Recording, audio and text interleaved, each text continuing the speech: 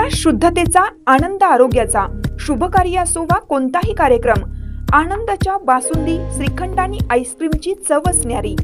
आनंदाची उत्पादने आईस्क्रीम, कुल्फी, श्रीखंड, बासुंदी, दही, ताक, लस्सी, पेढे, कप, कोन आणि बरंच काही. Anand ice cream and milk products, Ramanand Nagar, taluka Palus. संपर्क 90 11 30 93 99 99 75 57 16 86. कराडसाठी 90 11 16 93 99.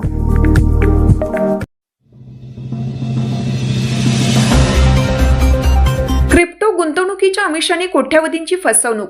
मिरजेतील बंटी बबली दाम्पत्य गोव्यातून जेरबंद.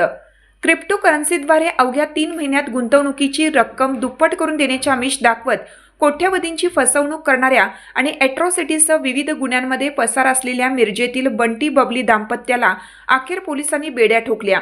डॉक्टर इब्राहिम मोहम्मद साब नायकवडी इनामदार वय 51 आणि जस्मीन इब्राहिम नायकवडी इनामदार वय 41 राहणार गुरुवार पेठ अशी अटक करण्यात आलेल्यांची नावे असून विश्रामबाग पोलिसांच्या गुन्हे प्रकटीकरण शाखेने ही धडक कारवाई केली आहे. पोलिसांनी दिलेल्या माहितीनुसार क्रिप्टो करन्सीद्वारे गुंतवणूक केल्यास 3 महिन्यात पैसे दुप्पट करून देण्याचे आमिष दाखवत आरोपींनी अनेक गुंतवणूकदारांची मोठ्या प्रमाणात फसवणूक केली. या प्रकरणी इचलकरंजी येथील सादिक कोचरगी यांनी मिरज शहर पोलीस ठाण्यात फिर्याद दाखल केली आहे. तपासादरम्यान आरोपींनी तब्बल 2,15,55,000 रुपयांची आर्थिक फसवणूक केल्याचे निष्पन्न झाले.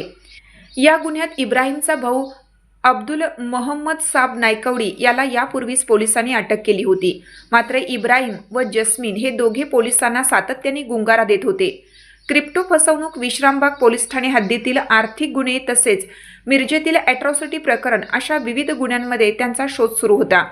आर्थिक गुन्हे अन्वेषण शाखा, विश्रामबाग पोलीस आणि मिरज पोलिसांनी संयुक्तिकपणे आरोपींचा माग काढला.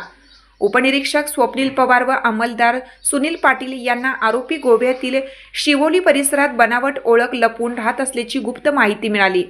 त्यानुसार पथकाने थेट गोवा गाठत अंजुना पोलीस ठाण्याच्या मदतीने सापळा रचला आणि नायकवडी दाम्पत्याला ताब्यात घेतलं. दीर्घकाळ पोलिसांना चकवा देणाऱ्या या दाम्पत्याच्या अटकेमुळे गुंतवणूकदारांना मोठा दिलासा मिळाला असून पुढील तपास सुरू असल्याची माहिती पोलिसांनी दिली.